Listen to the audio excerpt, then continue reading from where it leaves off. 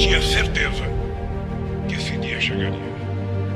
A verdade prevaleceu. Não importa a situação, a gente sempre toma partido da verdade. Assim, pautamos e somos pautados pela voz das ruas e das redes.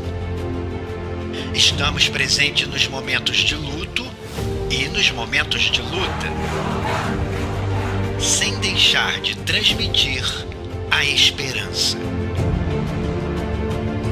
Esse sentimento que, apesar de qualquer análise, teima em tomar conta do coração dos brasileiros e das brasileiras.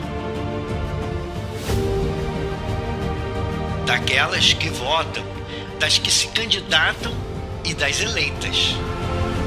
Porque no Brasil da gente, todo mundo merece investimento. Para quem já é da casa, siga em sintonia com a gente.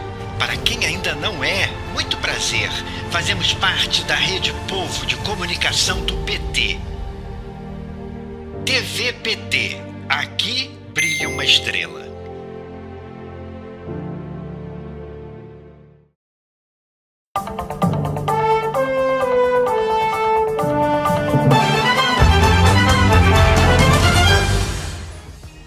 Sexta-feira, 23 de dezembro de 2022. No Jornal PT Brasil de hoje, você vai conferir a reapresentação das entrevistas com o deputado federal pelo PT de São Paulo, Carlos Zaratini, e com o senador pelo PT de Pernambuco, Humberto Costa. Bom dia, Mariana. Bom dia a todos que estão nos assistindo. É um prazer a gente participar aqui do Jornal do PT. Quero já registrar os parabéns ao vivo. O senhor fez aniversário há poucos dias, então desejamos felicidades ao senhor. Obrigado. Bom, fim de mandato de governo Bolsonaro, mas Bolsonaro e Guedes têm insistido em privatizações, né, deputada? A gente viu a Eletrobras e agora também a Petrobras na lista, né, de estatais colocadas para entrega aí do patrimônio nacional. Eu queria ouvi-lo, a sua avaliação sobre essa entrega da soberania nacional na mão dos estrangeiros, essa condução desastrosa da economia por Bolsonaro e sua equipe. Olha, sobre essa questão das privatizações, o governo está correndo para entregar o máximo que puder até o dia 31 de dezembro, né? A política deles, ao contrário da camiseta verde e amarela, é a política de submissão aos interesses internacionais, das grandes empresas internacionais, as grandes corporações, sejam elas americanas, europeias, chinesas, árabes, né? Então, a gente hoje está vendo isso resultar, né, numa desnacionalização da economia brasileira e, ao mesmo tempo, o país se transformar num país exportador de produtos primários, né, que agora se chamam commodities, né, mas são produtos agrícolas, produtos minerais, sem nenhum processo de industrialização. E o governo trabalha fortemente para passar isso no Congresso Nacional e para executar essas privatizações. Então, realmente, nós estamos vivendo um momento muito duro, onde a gente busca atrasar ao máximo essas iniciativas para exatamente a gente impedir que essa entrega ocorra antes da eleição, antes da posse do presidente Lula. Eu devo ter apertado sem querer.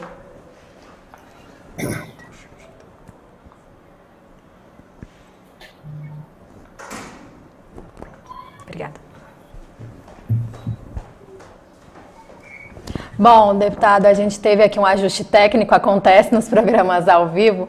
A gente tem uma entrevista do presidente Lula ontem na rádio em Minas Gerais e a gente queria exibir esse trecho para a gente comentar. Aí agora resolve privatizar a Eletrobras, dizendo o quê? Que vai ter mais empresa e vai baratear. Não vai baratear. A hora que privatizar a Eletrobras, não vai ter mais luz para todos. Porque nenhuma empresa, não tem empresário socialista nesse país que está disposto a fazer energia, ligação de graça na casa das pessoas. Não tem. Nós fizemos. Eu vou vender a Eletrobras, já querem vender a Petrobras, ou seja, gente, se não sabe governar, por favor, peço a conta e vou embora. E permita que alguém que sabe governar esse país, pensando no povo, governe esse país.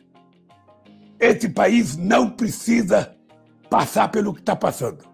Não precisa passar. É isso, né, deputada? A gente viu a fala do Lula, ouviu o senhor também. Como é que o senhor avalia? A gente consegue barrar esse retrocesso? O Congresso Nacional tem força para controlar e impedir esse andamento desse desastre? Olha, eu acho que algumas iniciativas do governo não vão adiante, né? Você vê essa da Eletrobras, eles vinham desde lá do início do governo, quando ainda era o Rodrigo Maia, o presidente da Câmara, que vem se trabalhando essa ideia de privatização da Eletrobras. Eles vieram conseguir agora, né, nesse último momento do governo. Agora eles estão encaminhando projetos de venda da PPSA, que é a companhia que controla os recursos do petróleo, né, que vem para o governo. Então, essa companhia é uma companhia que vale 300 bilhões de dólares. Eles querem vender a empresa exatamente para poder ficar com esse brutal recurso aí para pagar a dívida com bancos, né? Eles também estão tentando vender a Petrobras aos pedaços, né?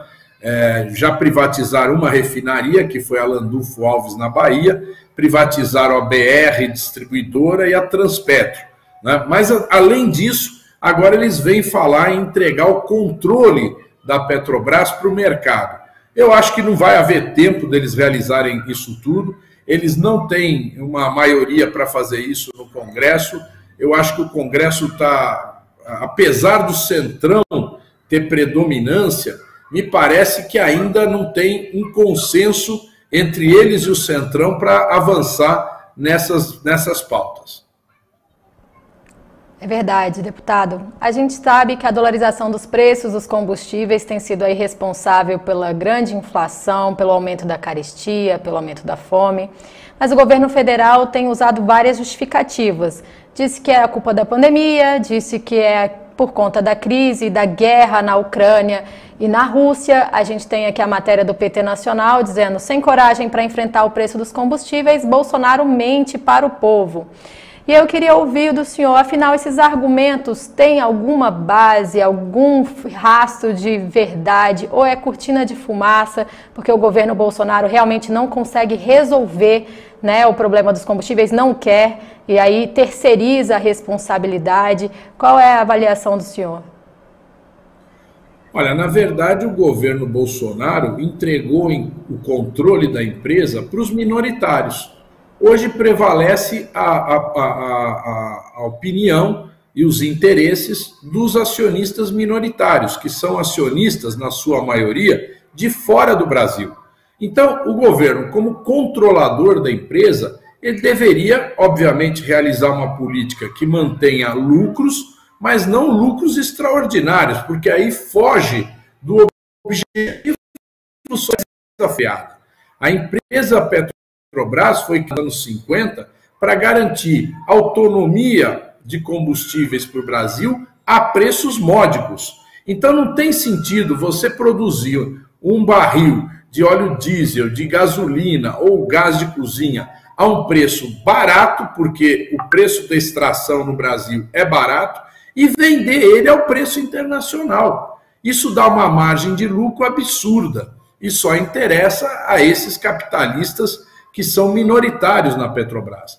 O governo tinha que exercer o seu papel e garantir que a Petrobras fizesse aquilo que ela foi criada, aquilo pelo qual ela foi criada. Então, nós agora temos que deixar isso claro para as pessoas, porque agora o governo começa a falar: não, eu vou reduzir imposto, aprovou esse PL 18, PLP 18, que é um verdadeiro absurdo, retirando o ICMS dos estados, sem organizar isso através de uma reforma tributária, né, desorganizando o sistema tributário dos estados, e isso, logicamente, vai ter impactos agora e impactos para o futuro.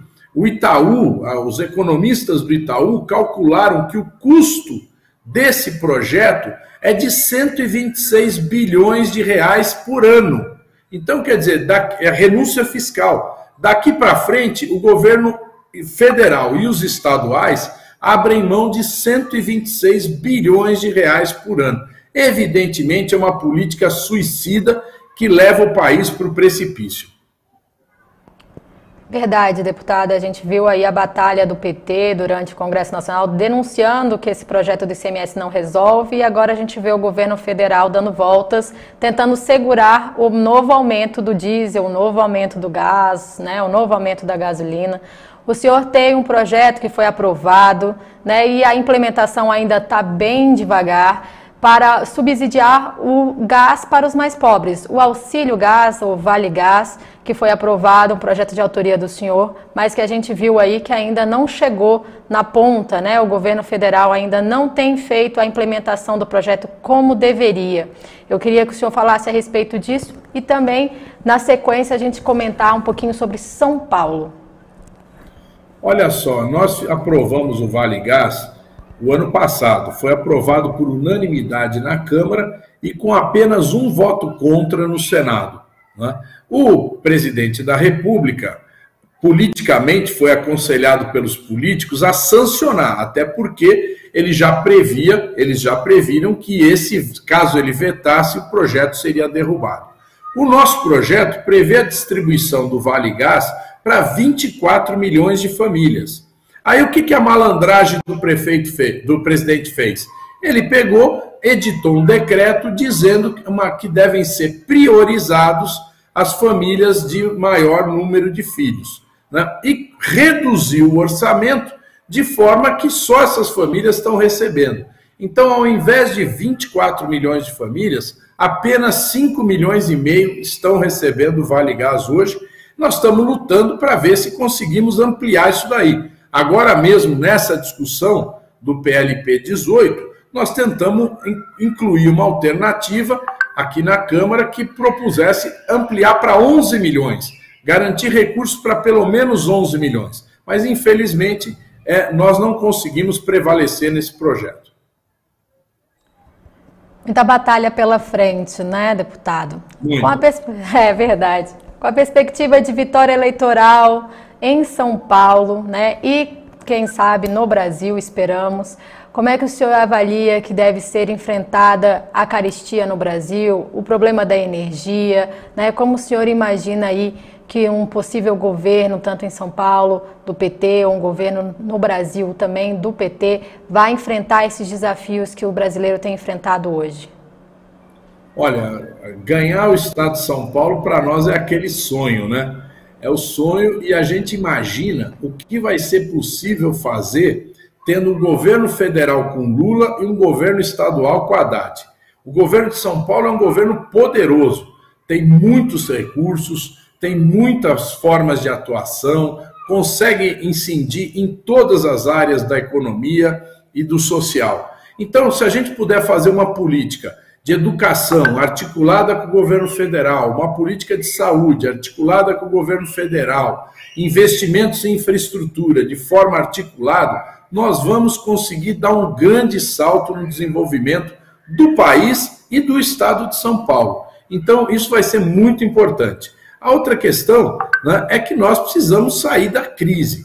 E sair da crise, a primeira medida que vai ter que ser tomada vão ser medidas no sentido de baratear o custo de vida da maioria do povo, né? Então, no meu modo de ver, a adoção de uma política de combustíveis que controle os preços é fundamental, né? É fundamental a gente ter uma política também de garantir estoques estratégicos para os principais produtos agrícolas, de forma que a gente possa controlar os preços através desses estoques. Então, eu acho que a gente tem que tomar uma medida emergencial no sentido de barateamento da vida do povo, né? E, obviamente, ao mesmo tempo, ou em seguida, a gente tomar medidas no sentido daquilo que o Lula fala, botar dinheiro no bolso do povo, porque o povo sabe gastar e desenvolve a economia. Então, aí entra programas sociais que nós temos que melhorar, como eles criaram esse Auxílio Brasil, que é uma porcaria de programa, não tem fundamentação técnica nenhuma.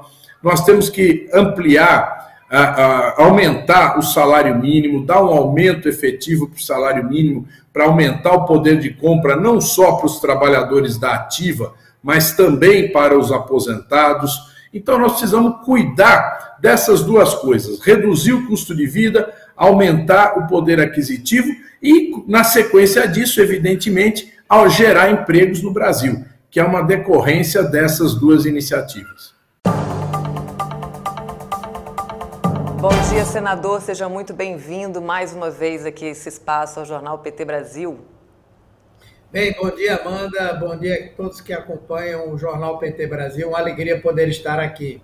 Alegria nossa, muito obrigada por ter aceito o nosso convite, senador. A gente vai falar hoje dessa política econômica perversa aí do Bolsonaro, porque ela prejudica sempre a vida dos mais vulneráveis, né? Aqui em especial dos aposentados, com a falta de reajuste real aí nas aposentadorias e no salário mínimo, além da questão da farmácia popular, que tem atingido muito essas pessoas com doenças crônicas. Eu queria que o senhor comentasse essa sequência de ataques aí aos idosos brasileiros. Bem, isso tudo já está acontecendo e sendo divulgado durante o processo eleitoral. Imagine o que vai acontecer depois das eleições, especialmente se houvesse a possibilidade de Bolsonaro ser reeleito. Se tudo isso está acontecendo já nesse momento, depois que a eleição passar, seja eles perdendo, porque na verdade eles terão ainda 2 meses para tentar completar o processo de destruição do país, seja se eventualmente vencessem a eleição, que certamente iniciaria um processo de desmonte completo do Estado brasileiro. Todas essas decisões que estão sendo tomadas pelo governo, elas são perfeitamente coerentes com o que eles produziram ao longo desses 4 anos. Um governo que trabalha única e exclusivamente para os ricos, que considera que os pobres, que os trabalhadores, de um modo geral, a eles resta apenas o direito de trabalhar, sem qualquer tipo de garantia ou direito, além de esse movimento que foi feito no sentido de desmontar políticas que foram importantíssimas, que foram responsáveis pela inclusão de milhões de brasileiros e de melhoria das condições de vida da população. Desvincular, por exemplo, o salário mínimo e as aposentadorias, até mesmo do reajuste pela inflação, é condenar a população brasileira a sofrer um processo de perda de renda cada vez maior e mais progressivo. Ao mesmo tempo, eliminar ou reduzir a quase nada programas relevantes como o programa Farmácia Popular significa negar a milhões de brasileiros e de brasileiras a possibilidade de terem um acompanhamento adequado, especialmente para quem tem doenças crônicas. Isso, por incrível que pareça, e eles imaginam que pode representar uma economia, ao contrário, significa mais gasto público, porque o diabético, o hipertenso, a pessoa que tem uma doença crônica e que não faz o tratamento adequado, em pouco tempo esse quadro vai se agravar e ela precisará de tratamentos cada vez mais caros, mais sofisticados, mais complexos, além do aspecto de diminuir a longevidade da nossa população. Regredindo também, né, nesse ponto. E teve mais um ataque também muito cruel à saúde, né, do governo Bolsonaro, que foi o corte no orçamento para o tratamento do câncer. A perda aí de até 61% nesse orçamento vai impedir a compra de equipamentos, medicamentos, reformas, né, nas maternidades e hospitais de oncologia. Para onde está indo esse dinheiro, senador? Bom, todo esse recurso que eles estão bloqueando do orçamento do ano que vem está sendo reservado para o chamado orçamento secreto, que é uma verdadeira excrescência criada pelo Bolsonaro, embora ele negue, e cujo objetivo é atender a parlamentares com o intuito de ter uma maioria no Congresso Nacional para evitar qualquer possibilidade de impeachment e, ao mesmo tempo, para aprovar essas políticas de morte que são implementadas pelo Bolsonaro.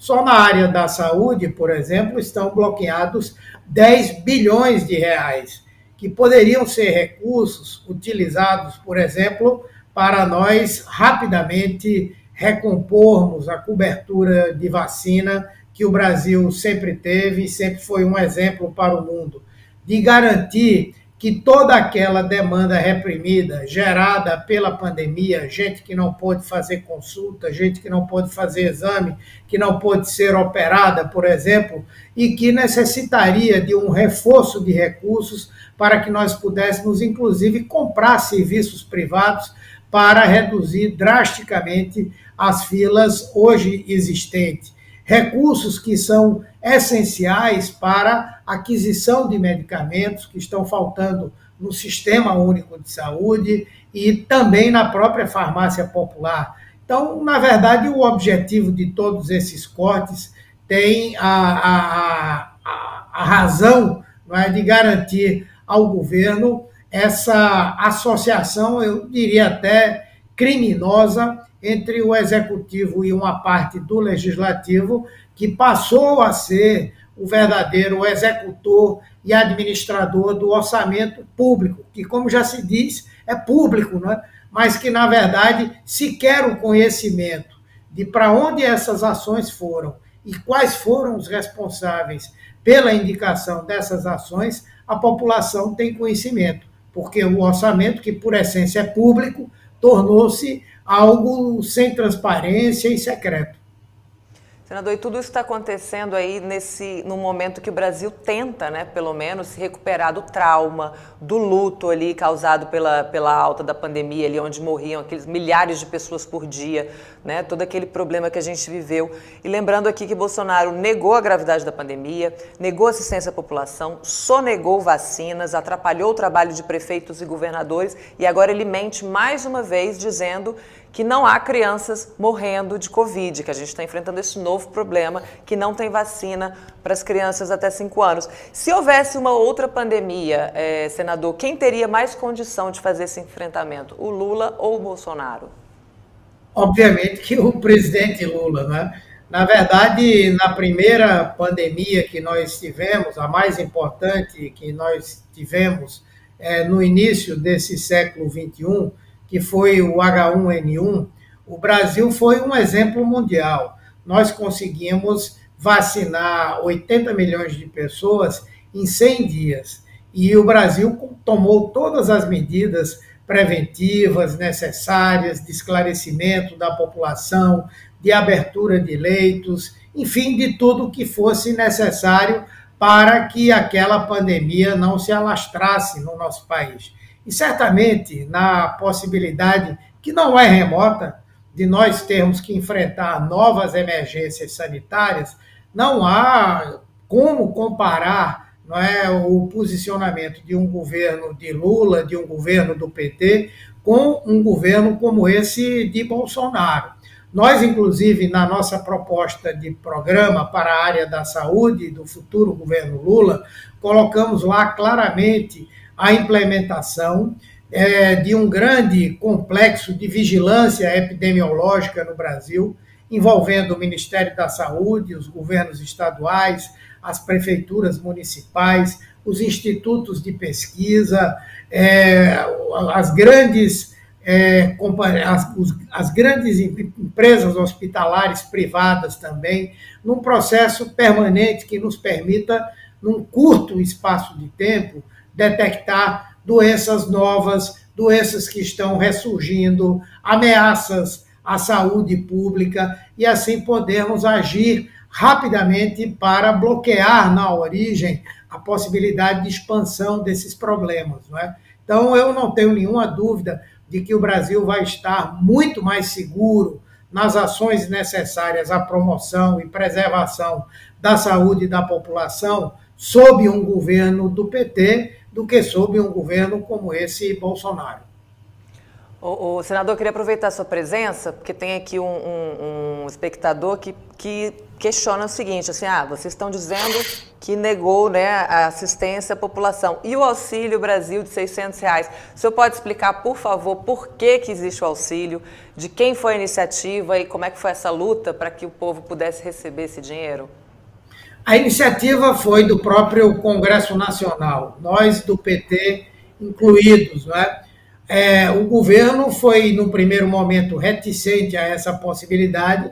Quando o governo aceitou que isso era uma coisa necessária, queria dar um auxílio de R$200 por família, houve uma revolta no Congresso Nacional, nós do PT propusemos os R$500 para o auxílio moradia, para o auxílio pandemia, e, ao final, graças à pressão que nós e que boa parte do Congresso fez, nós conseguimos que esse auxílio chegasse aos R$600.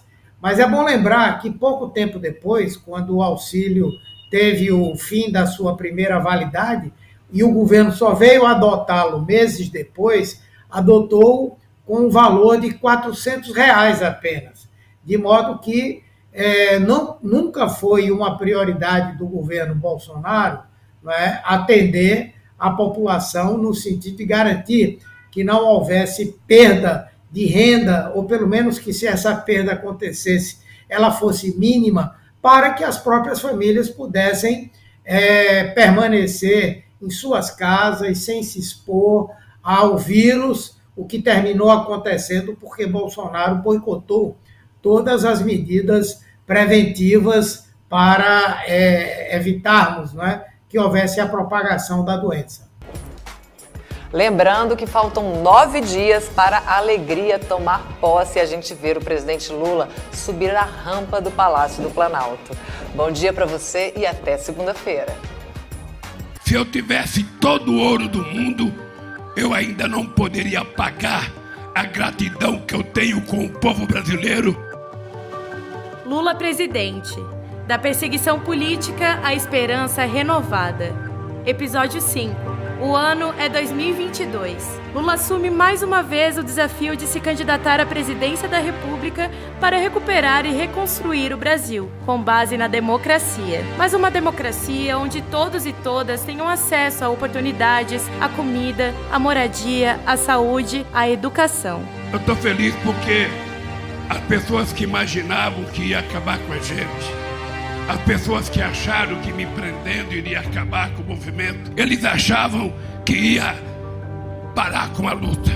Lula se apresenta como ponto de união, o elo de coalizão pela democracia onde as pessoas convivam em harmonia em meio às divergências. O papel do presidente é uma espécie de papel de maestro de uma orquestra que tem múltiplas, harmonias, de que nós precisamos criar uma harmonia nesse governo. O papel do presidente da República. Um grande movimento entra em cena pela retomada de direitos, unindo de forma inédita todas as centrais sindicais, aproximando-se de outros partidos políticos, reunindo ex-presidenciáveis e ex-presidentes, ampliando o leque de alianças com todos os setores da sociedade, em defesa do Brasil e do povo brasileiro.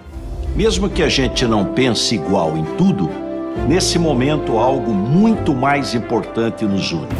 O desejo de reconstruir o Brasil e melhorar a vida das pessoas. Eu não quero ser candidato apenas do PT. Eu quero ser candidato não apenas dos partidos aliados.